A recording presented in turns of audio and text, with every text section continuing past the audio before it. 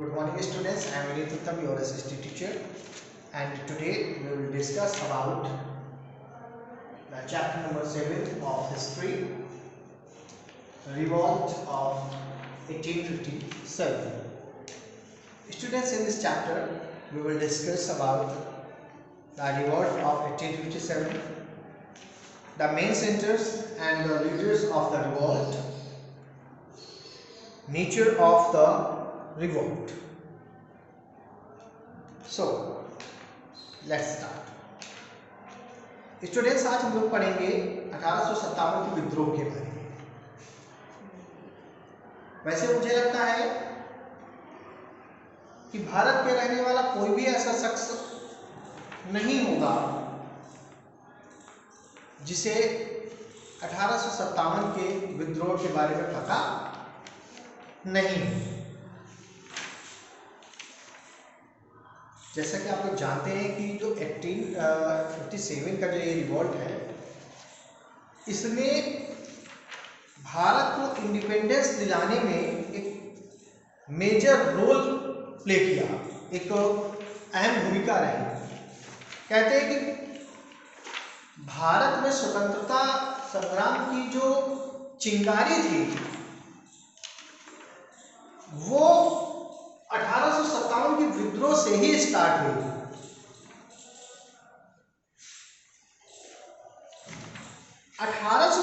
का जो विद्रोह था उसके देखिए बहुत कारण थे। अब ये सोचिए कि अगर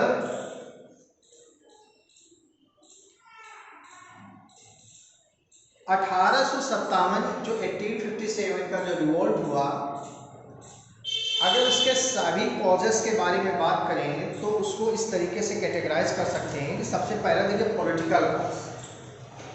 पॉलिटिकल कॉज में सबसे पहले तो देखिए कि जो डलहौसी था उसकी जो डॉक्ट्राइन ऑफ लैप्स की जो नीति थी, जिसको बोलते हैं हड़प लेने की नीति, समझ रहे हैं ना, वो बहुत बड़ा कारण था।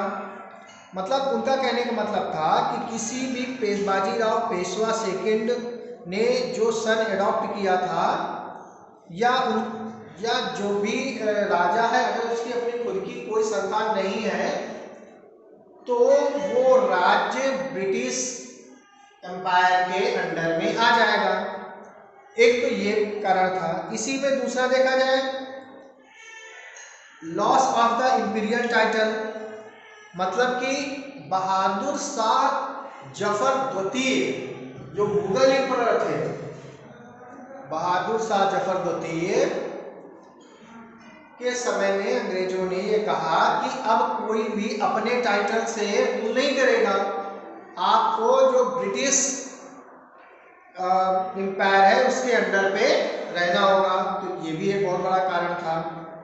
अगर सोशल और रिलीजियस कॉजेस के बारे में बात करें तो देखिए जो ब्रिटिशर्स थे उन्होंने कुछ अच्छी चीज़ें भी की थी, जैसे जो सती प्रथा होता था, जो एबोलिशन ऑफ सती था, या जो विडो रीमैरिज था, विधवा पुनर्विवाह था। तो ये सब कदम ब्रिटिशर्स के द्वारा उठाए गए थे, लेकिन क्योंकि ये शुरुआती दौर था और लोग इसे अपना कल्चर और उसको अपने धर्म से जोड़ते थे, इसलिए जो उस समय के लोग थे उनको ये लगा कि ये ब्रिटिशर्स हम लोगों के कल्चर को, हम लोगों के ट्रेडिशंस को, हमारे जो धार्मिक जो मतलब नियम है, ये उन पे हमला कर रहे हैं। ठीक, तो ये एक बहुत बड़ा विद्रोह का एक कॉज था। ठीक है। अब जो क्रिश्चियन मिशनरीज थी वो कर क्या रही थी कि जो इंडियंस को क्रिश्चियंस में कन्वर्ट करने का लालच दे रही थी। ठीक है, कि आप अगर क्रिश्चियंस बन जाएंगे तो हम आपको ये फैसिलिटीज देंगे, ये सुविधाएं देंगे, आपको ऐसी ऐसी चीजें के फायदे होने वाले हैं। तो ये बहुत बड़ा गुस्सा था लोगों के मन में। फिर high custom duties were imposed on Indian exporters. जो इंडियन एक्सपोर्टर्स थे उनमें बहुत ज़्यादा कस्टम ड्यूटी लगा दी गई। तो इसकी वजह ये एक इकोनॉमिक कारण था। अगर इकोनॉमिक कारण में देखें तो इकोनॉमिक कारण में कस्टम ड्यूटी को ज़्यादा लगा देना, इंडियन टेक्सटाइल जो मार्केट है उसको पूरी तरीके से खराब कर देना, मशीन मेड क्लॉथ जो थे उन्होंने इंडियन हैंडलूम्स को बिल्कुल दबा दिया था। मतलब भारत के जो हथकरघा उद्योग था, हैंडलूम्स का जो इंडस्ट्री था उसको पूरी तरीके से ब्रिटिशर्स ने ख़त्म कर दिया। वहाँ पर मशीन और इंडस्ट्रियलाइजेशन को पुटअप करके, ठीक है। तो ये भी बहुत बड़ा वहाँ पर गुस्सा लोगों के मन में था। फिर मिलिट्री कॉस्ट, मिलिट्री कॉस्ट में क्या था कि जो सैलरी होती थी इंडियन सोल्जर्स की वो ब्रिटिश जो सोल्जर्स होते थे उनसे कम मानी आती थी। मतलब कि एक ही पोस्ट पे अगर ब्रिटिशर्स हैं और इंडियंस हैं तो इंडियंस की सैलरी कम होती थी रदर देन ब्रिटिशर्स। तो ये भी एक बहुत बड़ा लोगों के मन में एक गुस्सा भरा हुआ था। एक काम और हुआ कि जो जनरल सर्विस जो एंस्लिमेंट एक्ट बनाया इन्होंने 1856 में, उसमें उन्होंने ये कहा कि जो इंडियन सोल्जर्स होंगे उनको कहीं पर भी तैनाती दी जा सकती है, कहीं पर भी उनकी पोस्टिंग की जा सकती है, बाहर की भी पोस्टिंग वहां पर करने का प्रावधान उस एक्ट में किया गया, जिससे कि उस समय जो लोग काम कर रहे थे वो इस बात से खुश नहीं थे और उन्होंने इस बात के लिए नाराजगी जतानी मतलब शुरू कर दिया। ये तो कुछ कारण थे जो बहुत समय से चले आ रहे थे। मतलब कि जब से लगभग जो मतलब अंग्रेज आए लगभग तब से ये कारण धीरे धीरे बढ़ते चले गए। लेकिन इसकी कुछ त्वरित कारण भी थे जो इमीडिएट कॉज थे वो भी थे। अब इमीडिएट कॉज ये था कि देखिए पहले के समय में जो धर्म होता था, जो रिलीजियस होता था, उसमें लोग बहुत विश्वास करते थे और उसमें किसी भी प्रकार का कोई दखलंदाजी पसंद, इंटरफेरेंस पसंद नहीं किया जाता था। अब जो अंग्रेज आर्मी मतलब जो अंग्रेजों के समय में जो आर्मी थी उसमें मुस्लिम्स भी थे, हिंदू भी थे और दूसरे धर्मों के लोग भी थे। अंग्रेजों ने किया क्या कि नई जो उनकी राइफल थी उसमें जो बंदूक में कारतूस भरी जाती थी तो उसमें गाय और सूअर की चर्बी का यूज किया जाता था और उसको लोड करने के लिए पहले उसको दांत से खींचना पड़ता था। जब ये बात उस समय के सिपाहियों को पता चली तो उन्होंने इसका विद्रोह कर दिया और सबसे पहला विद्रोह किया था मंगल पांडे ने, जो कि बैरकपुर में थे और 29 मार्च 1857 मतलब कि 29 मार्च 1857 को बैरकपुर में जो मंगल पांडे थे उन्होंने विद्रोह कर दिया। अब on the 9 May of 1857 the 9 sepoy stations at Meerut refugees to use these cottage। मतलब कि 9 मई 1857 को 90 सिपाहियों ने मेरठ के स्टेशन में उस कॉटेज को यूज करने से मना कर दिया, ठीक है। उसमें से 85 जो लोग थे, 85 जो लोग थे 90 में जिन्होंने मना किया था उनको अरेस्ट कर लिया गया और जेल में भेज दिया गया। अब धीरे धीरे ये जो चीज़ें थी, ये जो चीज़ें अंग्रेजों ने की, लोगों को सिपाहियों को गिरफ्तार करना, उनको जेल भेजना, ये बात आग की तरह फैलती चली गई।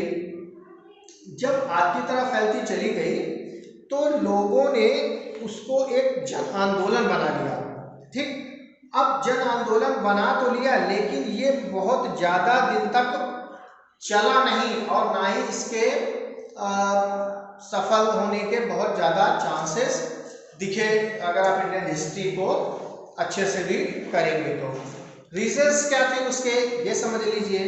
रीजंस ये थे कि पहले तो कोई उनका एक मेन लीडर नहीं था, ठीक है। अब आप भी समझते हैं कि अगर किसी चीज़ को लीड करना है तो कम से कम एक लीडर होना बहुत ज़रूरी है। मोस्टली ज़्यादातर जगहों पर अलग अलग जो वहाँ के स्थानीय जो लोकल लीडर्स थे मोस्टली उन लोगों ने ही उसको उस आंदोलन को लीड किया। दूसरा कारण ये था कि एक साथ ये नहीं हो पाया, मतलब पूरे देश में ये 1857 का जो रिवॉल्ट था वो एक साथ नहीं हो पाया, अलग अलग पार्ट में अलग अलग समय पे हुआ, जिससे जो ब्रिटिशर्स थे उनको इस रिवॉल्ट को दबाने का पूरा मौका मिल गया और उन्होंने इसको बहुत ही क्रूरतापूर्वक दबाया।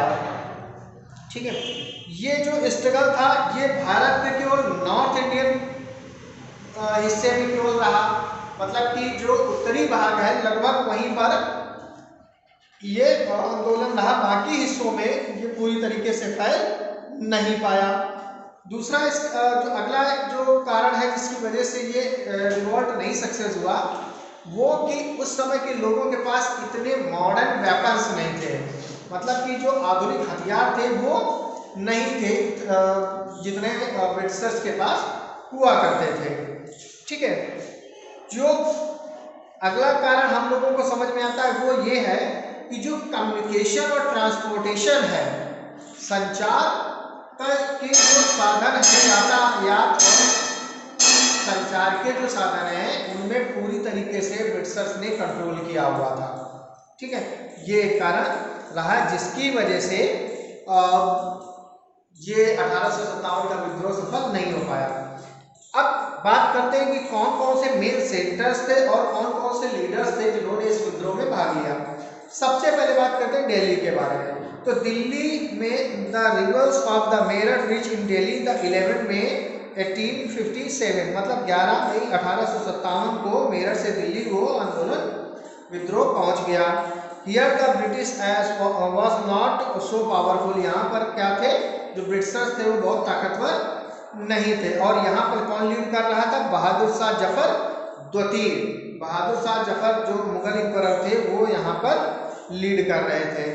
ठीक, अब इसमें हुआ क्या कि जनरल सर जॉन निकोलस के कमांड पर जो ब्रिटिश एक्ट है वो रिप्लेसमेंट किया गया 22 सितंबर 1857 को, और मुगल एम्परर जो बहादुर शाह जफर थे उनको कैद कर लिया गया और लंगूर की जेल में भेज दिया गया, जहाँ पे 7 नवंबर 1862 को उनकी मृत्यु हो गई।